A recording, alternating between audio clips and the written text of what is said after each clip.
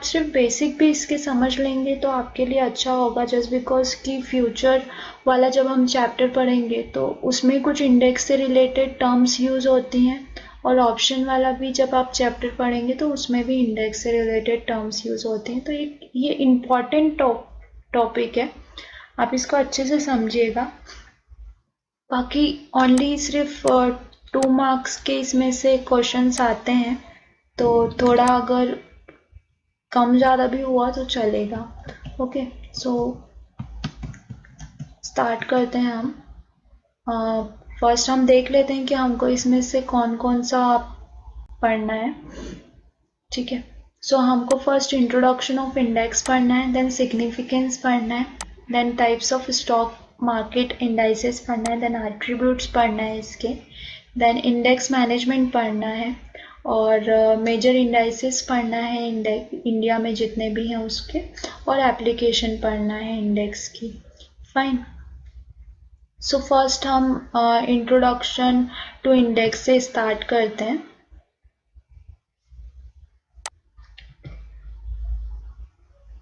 ठीक है, so basically index का मीनिंग आपको क्या पता है? अगर मैं हिंदी में बात करूं इंडेक्स, तो हम इसको सूची बोल सकते हैं, है ना। सूची मतलब क्या? लिस्ट। ओके, और या फिर हम इसको सूचांक भी बोल सकते हैं।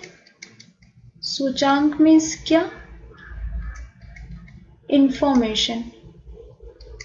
ओके, सो फाइनेंशियल मार्केट में जो इंडेक्स होता है, फाइनेंशियल मार्केट में जो इंडेक्स होता है, या फिर हम बोल सकते हैं इसको स्टॉक मार्केट इंडेक्स। तो स्टॉक मार्केट का जो इंडेक्स है, ओके, तो ये क्या होता है? लिस्ट होता है। किसकी लिस्ट होती है? स्टॉक्स की लिस्ट होती है। और ये क्या प्रोवाइड करता है? स्टॉक्स की इंफॉर्मेशन प्रोवाइड करता है। अब किस फॉर्म में इंफॉर्मेशन प्रोवाइड करता है? कुछ वैल्यू के फॉर्म में इंफॉर्मेशन प्रोवाइड करता है। ओके, तो ये अंकों के द्वारा हमको या वैल्यू के द्वारा हमको बताता है कि ये जो स्टॉक्स हैं ये अप मूवमेंट दे रहे हैं या डाउन मूवमेंट दे रहे हैं। अब ये अप और डाउन कैसे हमको पता लगेगा?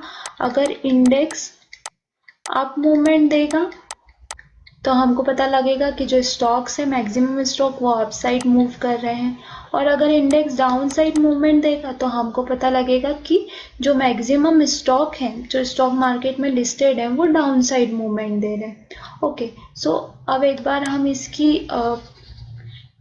जो डेफिनेशन है, एक्चुअल डेफिनेशन, वो समझ लेते हैं। बट उससे पहले आपको ये समझ में आया कि इंडेक्स क्या होता है? इंडेक्स में कॉम्बिनेशन होता है लिस्ट ऑफ कंपनीज का। ओके, और ये लिस्ट ऑफ कंपनीज कौन सी होती हैं? जो स्टॉक मार्केट में लिस्टेड है, और ये क्या प्रोवाइड करती हैं? स्टॉक प्राइजेस की इंफॉर्मेशन प्रोवाइड करती है। फाइन, सो हमें इसकी प्रैक्टिकल डेफिनेशन देख लेते हैं या थ्योरेटिकल डेफिनेशन देख लेते हैं कि in a case of financial market an index is a portfolio of securities that present a particular market और अ पोर्शन ऑफ मार्केट। मतलब या तो कोई पर्टिकुलर मार्केट हो सकता है, वो पूरा एक क्लस्टर हो सकता है, या फिर वो पोर्शन ऑफ मार्केट हो सकता है। मतलब कि उसमें से कुछ नंबर ऑफ सिक्योरिटीज को ही वो इंक्लूड करें और उन सिक्योरिटीज के बिहाफ पे वो इंडेक्स का फॉर्म करें। ठीक है, और इसका हमको पता कैसा लगता है? जैसे कि अगर मैं आपको एग्जांपल दूं कि NSE एक्सचेंज का जो इंडेक्स है, ओके, सो उसको हम निफ्टी 50 बोलते हैं, मे बी आपने सुना होगा, है ना। अब निफ्टी 50 कल क्लोजिंग देती है 11,200 पे। ओके, ये क्लोज होती है 11,200 पे, और आज ये 5 अगस्त को, ओके, और आज ये 6 अगस्त को ओपन होती है 11,400 पे। मतलब प्लस 200 पॉइंट ओपन हुई है। तो इससे हम क्या बता पा रहे हैं कि जो मार्केट है उसमें तेजी आई है। बाजार फायदे में काम कर रहे हैं। और अगर यही 11,200 से निफ्टी 11,150 पे ओपन होता है, मतलब -5 पॉइंट में ओपन हुआ, तो इससे हम क्या पता लगा पाते हैं कि मार्केट जो है वो नेगेटिव डायरेक्शन में मूव कर रहा है या फिर नुकसान में ट्रेड कर रहा है। तो एक्चुअल इंडेक्स जो है वो एक इंडिकेटर की तरह काम करता है। ओके, और इसकी कैलकुलेशन करने की अलग अलग मैथोलॉजी है, अलग अलग तरीके हैं, वो हम आगे पढ़ेंगे। बट अभी इंडेक्स क्या होता है, अगर मैं सिंपल भाषा में बोलूं तो इंडेक्स वो होता है जो स्टॉक मार्केट में जो लिस्टेड कंपनीज हैं उनकी इंफॉर्मेशन प्रोवाइड करता है, किसमें, अंकों के द्वारा, वैल्यू के द्वारा उनकी इंफॉर्मेशन प्रोवाइड करता है। ओके, अब और अगर बात करें हमारे इंडियन मार्केट की, ठीक है, सो इंडियन मार्केट में हमारे पास में 2 स्टॉक एक्सचेंज है, एक बीएससी है, बॉम्बे स्टॉक एक्सचेंज, एक एनएससी है, नेशनल स्टॉक एक्सचेंज। ये जो बीएससी है इसका जो मेन इंडेक्स है वो कौन है, सेंसेक्स है, ठीक है, और इसका जो मेन इंडेक्स है वो निफ्टी है।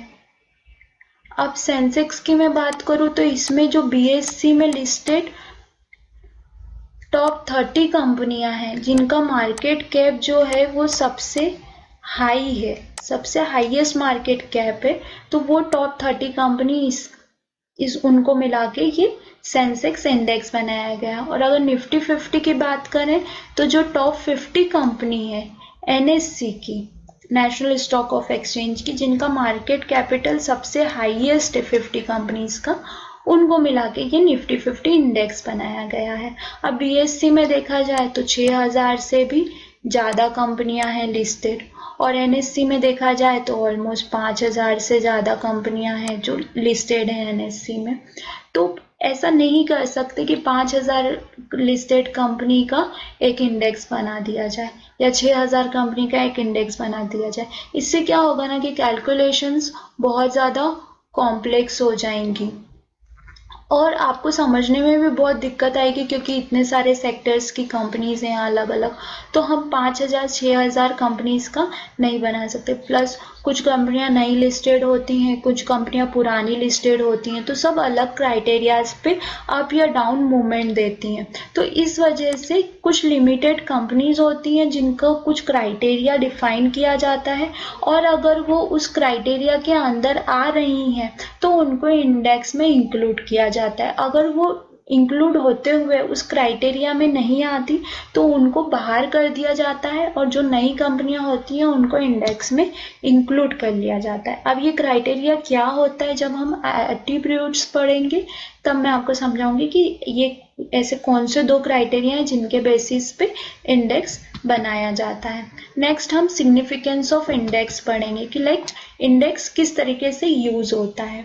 तो फर्स्ट वन है इंडिकेटर, जो मैंने आपको पहले भी बताया कि ये कैसे बिहेव करता है, एज अ इंडिकेटर बिहेव करता है। मतलब स्टॉक इंडेक्स जो रहेगा वो परफॉर्मेंस बताएगा ओवरऑल मार्केट की, ठीक है, अप जा रहा है या डाउन जा रहा है। क्योंकि क्या होता है कि इंडेक्स जब भी फॉर्म होता है तो उसमें डिफरेंट सेक्टर्स की कंपनीज होती हैं, अलग अलग सेक्टर्स की कंपनीज होती हैं। अब सेक्टर्स कौन कौन से हो गए, तो आपको अगर पता होगा तो एफएमसीजी होता है, food and beverages, sorry CG, है ना, फिर ऑयल कंपनीज हैं, ठीक है, फिर बैंक्स हैं, फिर आईटी कंपनीज हैं। तो ऐसे अलग अलग सेक्टर की जो टॉप कंपनीज होती हैं वो इंडेक्स में इंक्लूड होती हैं, है ना। तो अगर टॉप कंपनीज ही प्लस मूव कर रही हैं तो ऑब्वियस है कि वो अपनी जो सपोर्टिव कंपनीज हैं उनको सपोर्ट देंगी। अगर टॉप कंपनीज ही डाउन मूवमेंट दे रही हैं तो वो अपनी सपोर्टिव कंपनीज को उसमें नेगेटिव उनके साथ में मूव करेंगी। सो इंडेक्स क्या होता है, एज अ इंडिकेटर यूज होता है। Second, as a benchmark use होता है। अब ये बेंचमार्क कहाँ पे यूज होता है, अगर आपने म्यूचुअल फंड्स के बारे में सुना है तो म्यूचुअल फंड्स के जितने भी फंड मैनेजर्स होते हैं वो किसी ना किसी इंडेक्स को ही अपना बेंचमार्क मान के और रिटर्न्स प्रोवाइड करते हैं। जैसे कि अगर मैं बात करूं कि एक्सिस का कोई फंड है, for suppose blue chip fund है, ठीक है, तो इस ब्लू चिप फंड का जो बेंचमार्क है वो सेंसेक्स है, ठीक है। अब सेंसेक्स है, फॉर सपोज अगर एक साल में सेंसेक्स ने 10% का रिटर्न दिया, तो अब यहाँ पे फंड मैनेजर जो है इसकी रिस्पॉन्सिबिलिटी बन जाती है कि इसको 10% से ज़्यादा का रिटर्न देना पड़ेगा फंड में, अदरवाइज लोगों को क्या लगेगा कि फंड अच्छे से रिटर्न्स नहीं प्रोवाइड कर रहा है। तो उसकी अब यहाँ पे रिस्पॉन्सिबिलिटी है कि वो फंड में अच्छा रिटर्न प्रोवाइड करवाए या फिर जो उसका बेंचमार्क है उससे ज़्यादा रिटर्न प्रोवाइड करवाए, तो दैट मीन्स फंड प्रॉपर चल रहा है या फिर क्राइटेरिया को फुलफिल कर पा रहा है, ठीक है। एंड थर्ड वन होता है अंडरलाइन। अब अंडरलाइन किस तरीके से यूज होता है ये, तो अंडरलाइन जैसे अगर आपने मेरा बेसिक ऑफ डेरिवेटिव्स अभी तक नहीं समझा है तो मैं टॉप ऑफ दी वीडियोस का लिंक प्रोवाइड कर दूंगी, एक बार आप डेरिवेटिव्स के बेसिक समझिए तो आपको अंडरलाइन इजीली समझ में आएगा। अब एज अ अंडरलाइन कैसे यूज होता है, तो अगर मैं बात करूं निफ्टी की, ठीक है, तो निफ्टी जो है उसका एक स्पॉट प्राइस चलता है या हम इसको बोल सकते हैं कि अंडरलाइन प्राइस चलता है और एक इसका फ्यूचर चलता है, ठीक है। अब निफ्टी स्पॉट पे ट्रेड नहीं होते हैं, मतलब आप चाहोगे कि निफ्टी में बाय और सेल करूं तो आप स्पॉट में ट्रेड नहीं कर सकते, बट आप फ्यूचर में ट्रेड कर सकते हो निफ्टी पे, ठीक है। तो अब ये जो फ्यूचर का जो प्राइस डिसाइड होगा ये किससे डिराइव्ड होगा, उसके अंडरलाइन से डिराइव्ड होगा, ये हमने डेरिवेटिव्स के बेसिक में पढ़ा था। तो Nifty as a underline behave कर रही है, निफ्टी का जो अंडरलाइन है वो किसकी वैल्यू को डिराइव्ड कर रहा है, उसके निफ्टी के फ्यूचर की वैल्यू को डिराइव्ड कर रहा है। तो इस तरीके से जो इंडेक्स है वो एज अ अंडरलाइन भी वर्क करता है। तो यहाँ पे हमने तीन चीज सीखी कि जो इंडेक्स है वो क्या क्या कैसे कैसे बिहेव करता है। First as a indicator behave करता है कि मार्केट अप चल रहा है या डाउन चल रहा है। फिर एज अ बेंचमार्क बिहेव करता है कि लाइक मार्केट जो भी फंड है तो वो मार्केट उसका जो बेंचमार्क है उसके अकॉर्डिंग वो प्रॉपर रिटर्न्स प्रोवाइड कर पा रहा है या नहीं कर पा रहा है। और थर्ड वन इज अंडरलाइन, वो एज अ अंडरलाइन बिहेव करता है कि जो भी फ्यूचर है उसकी जो प्राइस डिसाइड होगी वो किसके बेसिस पे डिसाइड होगी, जो भी अंडरलाइन में प्राइस चल रही होगी उसके अकॉर्डिंग डिसाइड होगी। देन अब हम पढ़ेंगे टाइप्स ऑफ इंडाइसेस। ये थोड़ा सा टफ है बट फिर भी आप अगर इसको अच्छे से समझेंगे तो बहुत इजीली समझ में आ जाएगा।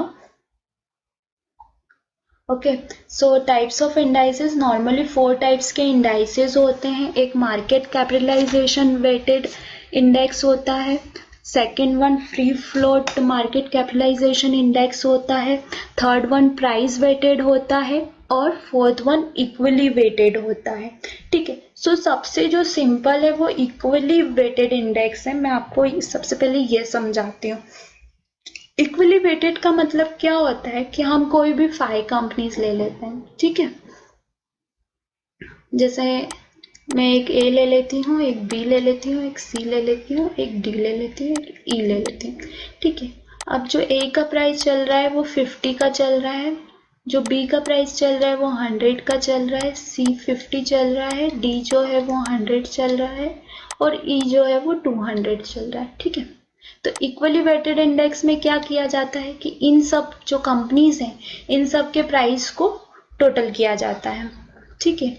इन सब के प्राइस को टोटल किया जाता है। अब हम अगर टोटल करके देखेंगे तो 100, 100, 200, 300, 300 प्लस 200, 500। अब 500 डिवाइडेड बाय 5, तो इसका जो इंडेक्स यहाँ पे बनेगा, जो उसकी वैल्यू क्या क्या डिफाइन होगी, 100 डिफाइन होगी। अब ए कंपनी की वैल्यू जो है वो बढ़ जाती है, फॉर सपोज ये हो जाती है 100, ठीक है।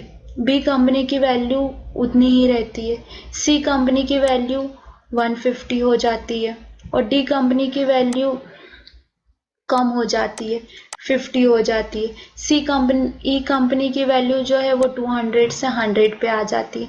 अब जो डेली बेसिस का मैं बता रही हूँ कि कैसे इंडेक्स को ये लोग कैलकुलेट करते हैं। तो यहाँ पे क्या होगा, अब जो हमने पहले के प्राइसिंग से यहाँ पे इसको इक्वली वेट करके और डिवाइड कर दिया था टोटल नंबर ऑफ कंपनीज से, तो अब वापस से जो नया प्राइस यहाँ पे फ्लक्चुएट हो रहा है, इसको ये लोग फिर से इसको प्लस करके और डिवाइड कर देंगे 5 से, मतलब 100, 200, 350, 400 और 500।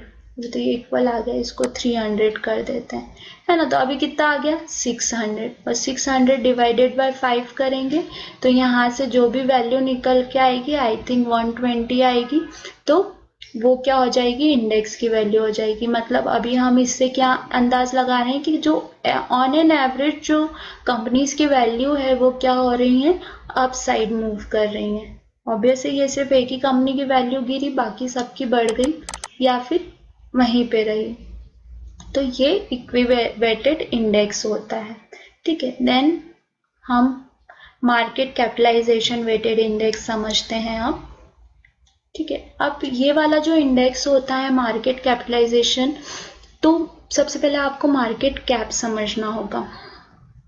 तो अगर मैं मार्केट कैप की बात करूं तो मार्केट कैप क्या होता है, जो नंबर ऑफ टोटल शेयर्स है, ठीक है, आप उसमें मल्टीप्लाई कर दोगे शेयर के प्राइस से, तो आपको मार्केट कैप मिल जाएगी।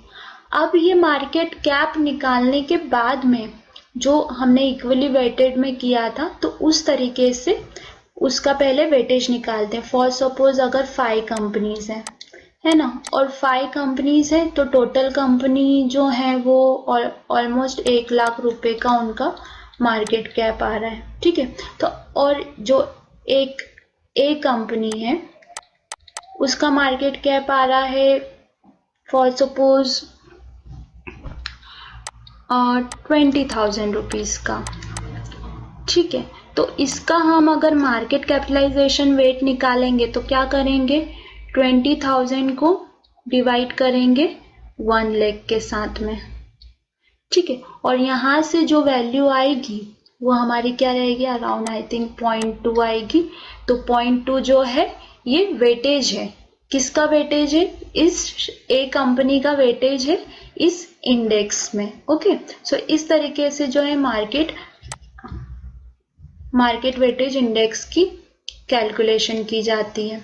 देन जो प्राइस वेटेड इंडेक्स होता है वो बहुत सिंपल है, जिस तरीके से हमने मार्केट कैपिटलाइजेशन निकाली थी, तो हम मार्केट कैपिटलाइजेशन नहीं निकालते हैं, हम जो प्राइस हैं तो सारे कंपनी के प्राइसेस को सम करते हैं और किसी भी पर्टिकुलर एक कंपनी का जिसका भी निकालना है, फॉर सपोज सबका प्राइस मिला के यहाँ पे वैल्यू आ जाती है 10,000 की, ठीक है। और जो ए कंपनी है इसकी जो वैल्यू है वो 150 रुपीज है, ठीक है। तो अब इसका अगर मुझे प्राइस वेट निकालना है तो मैं क्या करूंगी, 150 डिवाइडेड बाय 10,000, तो यहाँ से ये इसका प्राइस वेट आ जाएगा, आई थिंक 0.015 का प्राइस वेट आएगा। मतलब जो टोटल इंडेक्स है उसमें इसका प्राइस वेटेज कितना है, 0.05% का है।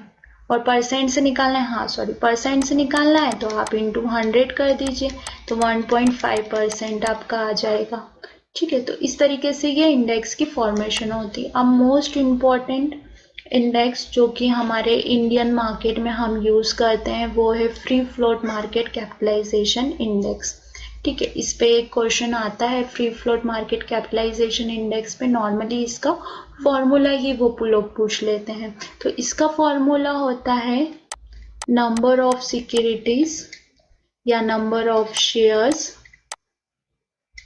Into price. अब ये प्राइस कौन सा प्राइस होगा, जो कि शेयर मार्केट में जो कंपनी लिस्टेड है और उसका जो प्राइसिंग में जो चेंजेस आ रहे हैं तो वो यहाँ पर शिफ्ट होंगे।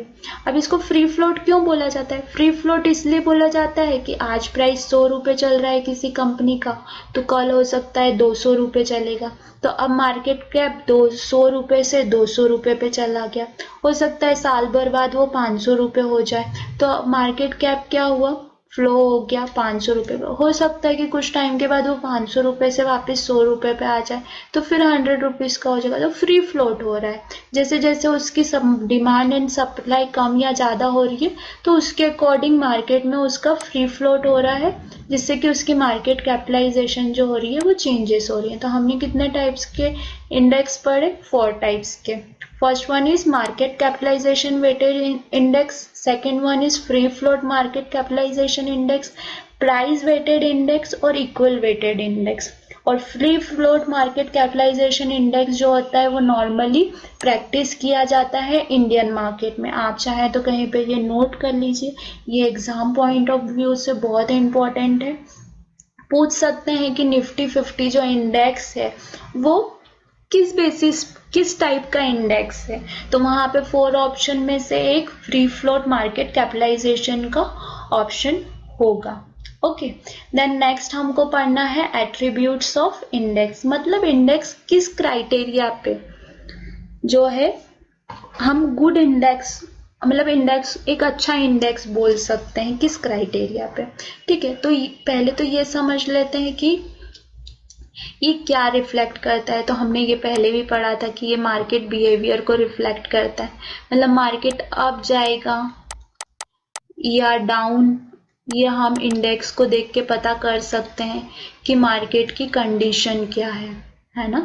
तो ये मार्केट की कंडीशन को रिफ्लेक्ट करता है या फिर मार्केट के बिहेवियर को रिफ्लेक्ट करता है, और ये कंप्यूटेड होता है third party and B free from influence any market participant, मतलब इसमें किसी का भी इंटरफेरेंस नहीं होता। यहाँ पे आप एक चीज नोट कीजिए कि जो हमारा निफ्टी 50 है या फिर निफ्टी वाले जितने भी इंडेक्स हैं या नेशनल स्टॉक एक्सचेंज के जितने भी इंडेक्स हैं, तो ये सारे इंडेक्स की जो कैलकुलेशंस हैं या इन सारे इंडेक्स को जो डिफाइन करती हैं, तो उसके लिए एक सेपरेट कंपनी है जो कि एनएससी इंडेक्स लिमिटेड है। ठीक है, तो यही कंपनी जो है ये पूरा ध्यान रखती है कि इंडेक्स जो है वो प्रॉपर तरीके से काम करे, उसकी मैथोलॉजी को प्रॉपर तरीके से उसका कैलकुलेशन किया जाए और उसमें कुछ भी फ्रॉड या अनबैलेंसिंग ना हो, बिकॉज हर सेकंड्स में प्राइसिंग चेंज होता है, आप समझ सकते हैं। तो जो भी सॉफ्टवेयर है जो निफ्टी 50 की या अदर इंडेक्सेस की प्राइस को डिफाइन कर रहा है वो एकदम एक्यूरेट होना चाहिए, अगर गलत हुआ तो वो यहाँ पे फ्रॉड केसेस हो सकते हैं। तो इसलिए ये एक पर्टिकुलर एक सेपरेट आइडेंटिटी बनाई है, एक सेपरेट कंपनी बनाई है, जिससे कि जो कि पूरा क्या बोलना चाहिए कि पूरा कैलकुलेशन करती है ओके इंडेक्स का, कि इंडेक्स के कैलकुलेशन में कुछ भी फ्रॉड या अनबैलेंसिंग ना हो, और it should be professionally maintain. जो मैंने आपको पहले भी बताया था कि एनएससी ने एक सेपरेट कंपनी ही सेटअप किया हुआ है इंडेक्स को लेकर, तो वो प्रोफेशनली मेंटेन होती है। ठीक है, अब जो इंडेक्स होता है इसके ना 2 क्राइटेरिया होते हैं कि इंडेक्स तो हमने फॉर्म कर लिया। ओके, अब ये डिसाइड करना है कि कौन सी कंपनी यहाँ पे एंटर करेगी और कौन सी कंपनी एंटर नहीं करेगी। तो ये क्राइटेरिया क्या होता है? तो फर्स्ट क्राइटेरिया जो होता है वो होता है इम्पैक्ट कॉस्ट का। ओके, और जो सेकेंड क्राइटेरिया होता है, ये फर्स्ट क्राइटेरिया है, सेकेंड क्राइटेरिया होता है फ्री फ्लोट मार्केट कैपिटलाइजेशन का। ठीक है, शॉर्ट में लिखती हूँ मार्केट कैप। तो ये 2 क्राइटेरिया के बेसिस पे इंडेक्स का फॉर्मेशन होता है। प्लस यहाँ पे एक और क्राइटेरिया होता है कि जो भी स्टॉक इंडेक्स में जाने वाला है, अगर दोनों क्राइटेरिया को फुलफिल कर रहा है बट फ्यूचर में लिस्टेड नहीं है, ठीक है, फ्यूचर में लिस्टेड नहीं है, तो उसको इंडेक्स में इंक्लूड नहीं कर सकते। अगर फ्यूचर में लिस्टेड है वो स्टॉक तो ही उसको इंडेक्स में इंक्लूड किया जा सकता है। ठीक है, 2 क्राइटेरिया होते हैं इंडेक्स को फॉर्म करने के, first one is impact cost and second one is free float market capitalisation. अब फ्री फ्लोट मार्केट कैपिटलाइजेशन को किस तरीके से यूज किया जाता है, तो जैसे निफ्टी 50 है तो निफ्टी 50 का कहना है कि जो NSE एक्सचेंज की जो टॉप 50 कंपनीज रहेंगी वही उस इंडेक्स में रहेंगी, उसके अलावा एक भी कंपनी उस इंडेक्स में नहीं रहेगी। तो जिस भी कंपनी का फ्री फ्लोट मार्केट कैपिटलाइजेशन सबसे हाईएस्ट होता है, जो top 50 market free float market capitalisation वाली कंपनियां हैं, वही निफ्टी 50 में ऐड हो पाती हैं, बाकी नहीं ऐड हो पाती हैं। सेकंड, उसको ये भी क्राइटेरिया फुलफिल करना पड़ता है कि वो फ्यूचर में भी लिस्टेड हो। अगर कंपनी फ्यूचर में लिस्ट नहीं है लेकिन फ्री फ्लोट मार्केट कैपिटलाइजेशन उसका ज़्यादा है तो भी वो इंडेक्स में इंक्लूड नहीं हो सकती। ओके, देन हम ये इम्पैक्ट कॉस्ट समझ लेते हैं। इस पे भी एक क्वेश्चन आता है, नॉर्मली डायरेक्ट डेफिनेशन ही आ जाती है, तो डेफिनेशन आप चाहें तो नोट करके रखिए। लिक्विडिटी, जो लिक्विडिटी है वही, उसी को ही हम इम्पैक्ट कॉस्ट से डिफाइन कर सकते हैं। अब जैसे यहाँ पे आपको कुछ बीट्स रखी हुई दिख रही हैं, कोई बायर है जो 1000 क्वांटिटी 4 रुपए पे खरीदना चाह रहा है, कोई सेलर है जो 2000 क्वांटिटी यहाँ पे 4 रुपए 50 पैसे पे बेचना चाह रहा है ना। उसी तरीके से ये 1000 क्वांटिटी है जो कि 3.90 पे बाय के लिए रखी हुई है, और कुछ 1000 क्वांटिटी है जो 4.50 पे। अब अगर कोई भी पर्सन आता है, कोई भी,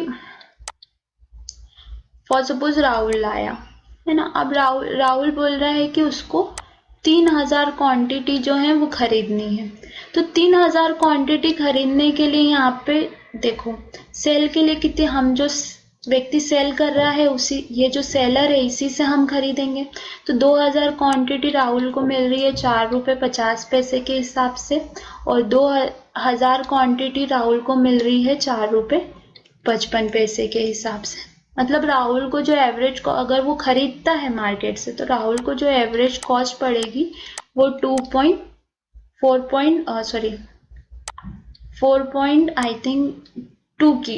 4.52 की पड़ेगी।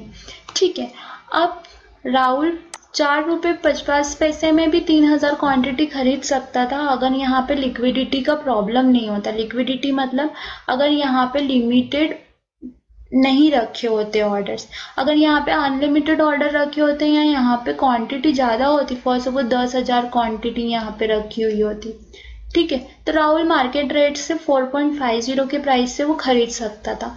बट चूंकि यहाँ पे कम लिक्विडिटी होने के कारण उसको 4.52 देना पड़ा, मतलब उसको 2 पैसा एक्स्ट्रा देना पड़ा।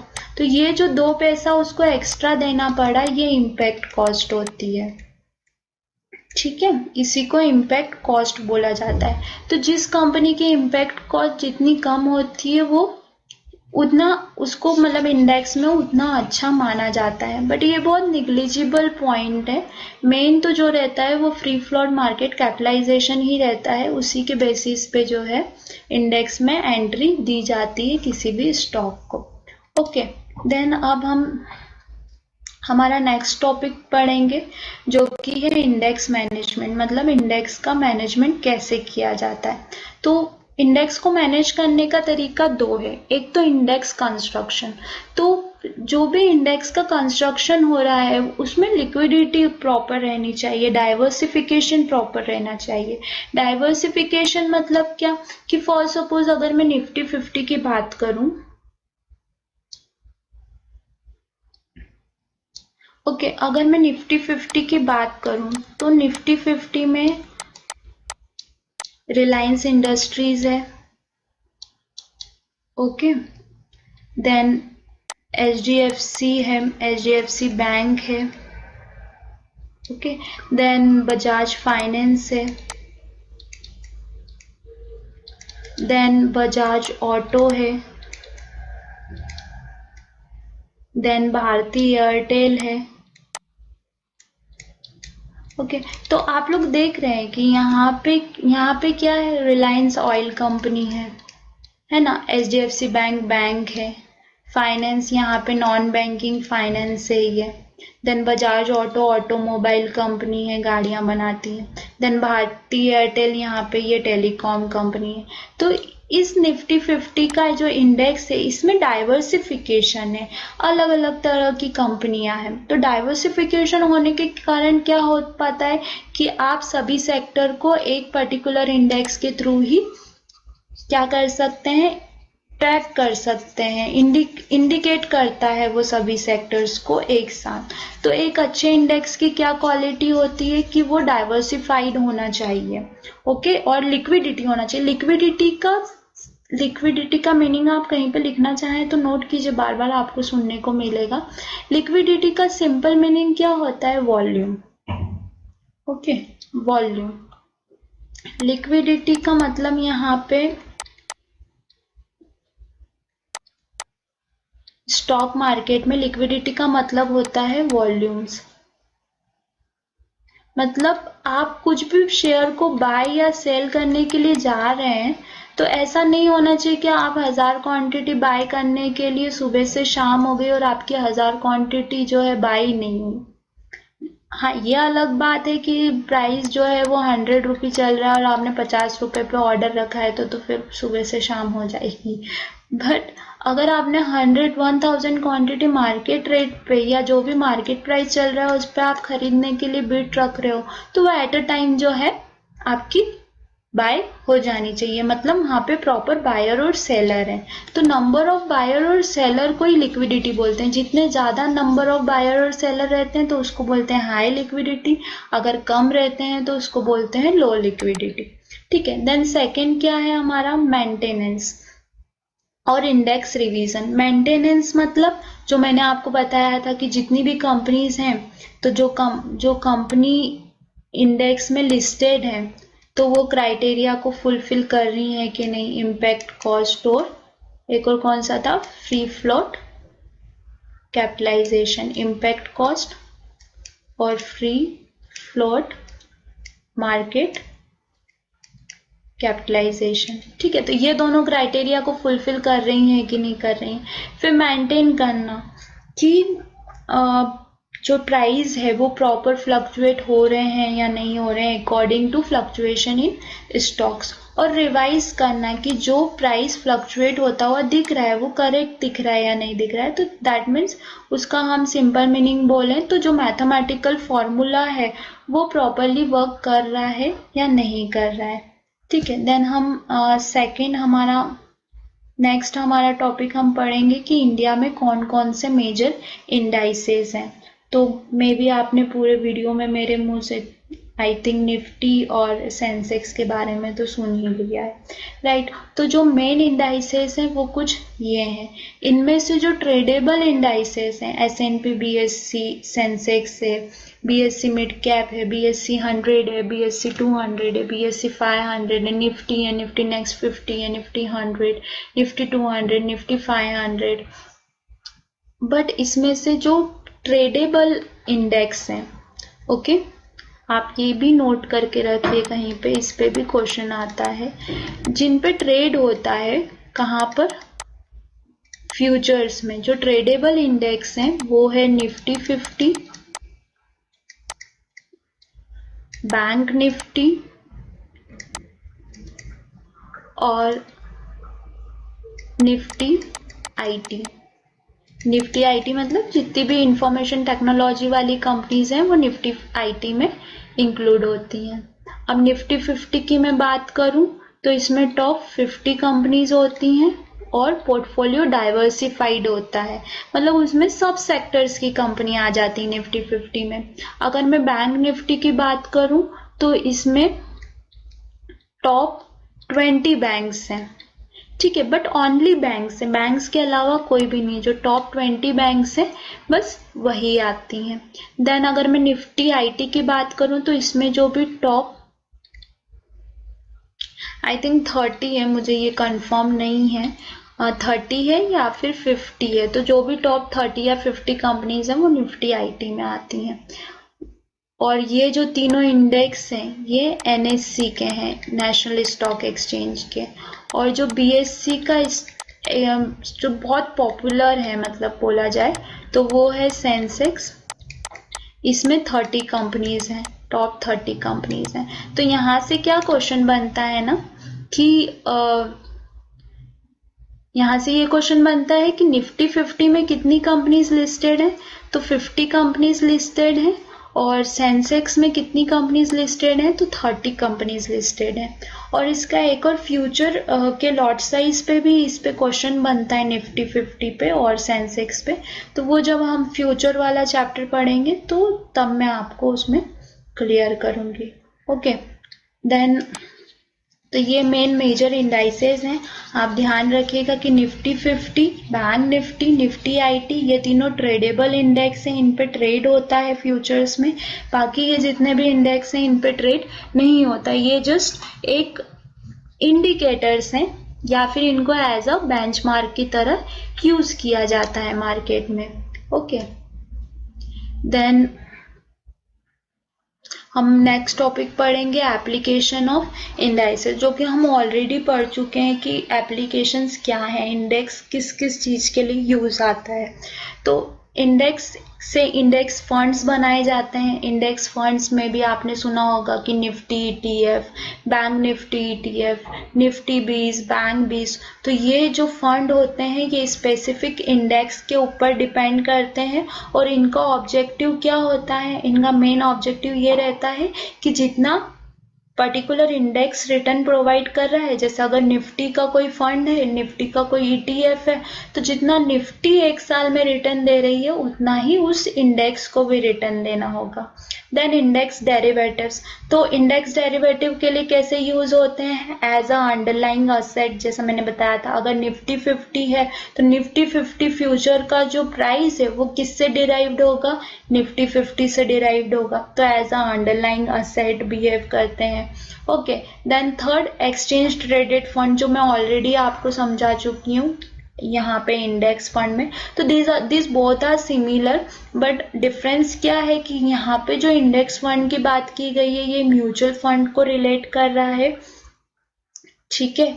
यहाँ पे जो ये इंडेक्स फंड की बात की गई है तो ये एमएफ को रिलेट कर रहा है। और ये जो है ईटीएफ, ये एक्सचेंज ट्रेडेड फंड है, ये एक्सचेंज पे ट्रेड होते हैं, ठीक है। और ये क्या करते हैं, ये बास्केट्स बनाते हैं सिक्योरिटीज की। आप ये कौन सी सिक्योरिटीज की बास्केट बनाएंगे, मतलब ये कौन सी सिक्योरिटीज से फंड बनाएंगे जो कि पर्टिकुलर, जैसे अगर किसी ने निफ्टी का ईटीएफ बनाया, किसी भी फंड मैनेजर ने, ओके, तो वो निफ्टी को परचेज नहीं करेगा। निफ्टी में जो 50 कंपनीज हैं उनके वेटेज के अकॉर्डिंग, जिसका फ्री फ्लोट कैपिटलाइजेशन ज्यादा है उसका वेटेज ज्यादा है, जिसका कम है उसका कम वेटेज है। तो वेटेज के अकॉर्डिंग उतना अमाउंट उन 50 कंपनीज में वो इन्वेस्ट करेगा। तो इस तरीके से जो है Nifty ETF as a ETF traded fund के लिए भी ये यूज आता है। ओके, सो यहाँ पे ये हमारा अंडरस्टैंडिंग ऑफ इंडेक्स वाला जो टॉपिक है ये फिनिश हो जाता है, ठीक है। इसका हम एक क्विक रिवीजन ले लेते हैं कि हमने क्या क्या पढ़ा। ओके, सो हमने आज क्या पढ़ा कि जो इंडेक्स है, इंडेक्स क्या है, इंडेक्स एक पोर्टफोलियो है, किसका, सिक्योरिटीज का, या मैं स्टॉक्स बोल सकती हूँ उन सिक्योरिटीज को। और ये कैसे डिफाइन होता है, वैल्यू से डिफाइन होता है। ये इन स्टॉक्स की जो इंफॉर्मेशन है या जो प्राइस फ्लक्चुएशन है, जो प्राइस में जो मूवमेंट आ रही है उसको ये वैल्यू में डिफाइन करता है। अगर इंडेक्स अपसाइड मूव कर रहा है तो हम क्या बोलते हैं कि मार्केट क्या है, बुलिश है। बुलिश मतलब मार्केट तेजी में है, आप मूव कर रहा है, प्लस मूव कर रहा है, पॉजिटिव साइड मूवमेंट कर रहा है। अगर मार्केट डाउन साइड मूवमेंट करता है, नेगेटिव दिखता है, माइनस में दिखता है, तो हम इसको क्या बोलते हैं, जैसे इसको बुलिश बोलते हैं उसी तरीके से इसको बियरिश बोलते हैं। मतलब जो पॉजिटिव मार्केट है वो बुल को इंडिकेट करते हैं और जो नेगेटिव मार्केट है वो बियर को इंडिकेट करते हैं। देन हमने सिग्निफिकेंस पढ़ा। तो सिग्निफिकेंस क्या है, इंडेक्स कैसे कैसे यूज आ जाता है, एज अ इंडिकेटर यूज आता है, एज अ बेंचमार्क यूज होता है, जो कि हमने एप्लीकेशन में भी पढ़ा है ना, और एज अ अंडरलाइन यूज होता है।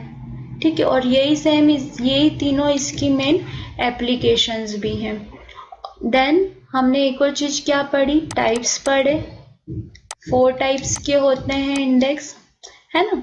तो फर्स्ट हमने मार्केट कैपिटलाइजेशन वेटेज इंडेक्स पढ़ा है। सेकेंड हमने फ्री फ्लोट पढ़ा है।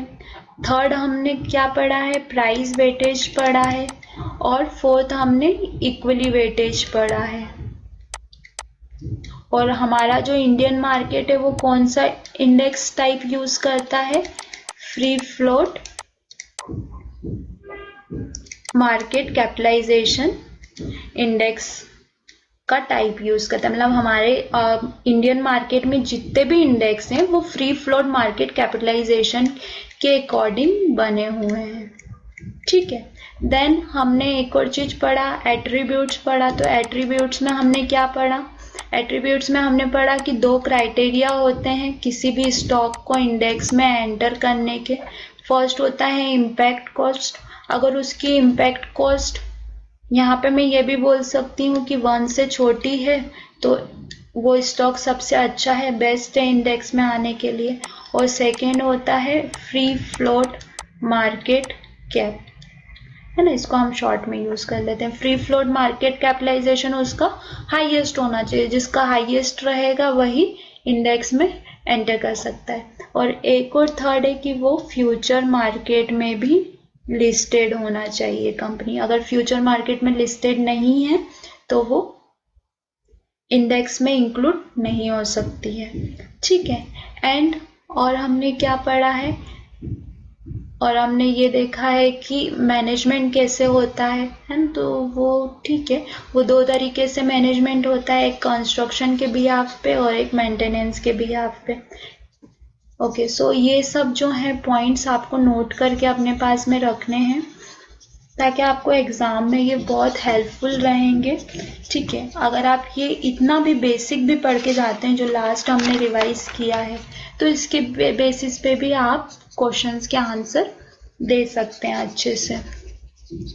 ठीक, बाकी अगर आपको कुछ और भी डाउट है पर्टिकुलर टॉपिक से रिलेटेड तो प्लीज़ आप मुझे कमेंट बॉक्स में अपना क्वेश्चन कीजिए। मैं ट्राई करूँगी कि जल्दी से जल्दी आपको उसका रिवर्ट करूँ। ओके, सो आज का वीडियो यहीं पे एंड होता है। उम्मीद करती हूँ कि आज का मेरा ये वीडियो आपको पसंद आया होगा। अगर हाँ तो मेरे इस चैनल को सब्सक्राइब करें एंड बेल आइकन को हिट करना ना भूलें। वीडियो को लाइक और सब्सक्राइब ज़रूर करें और अपने फ्रेंड्स की भी हेल्प करें जो NISM इक्विटी डेरिवेटिव के लिए प्रिपरेशन कर रहे हैं। So that's it for now. See you in the next class. Bye bye.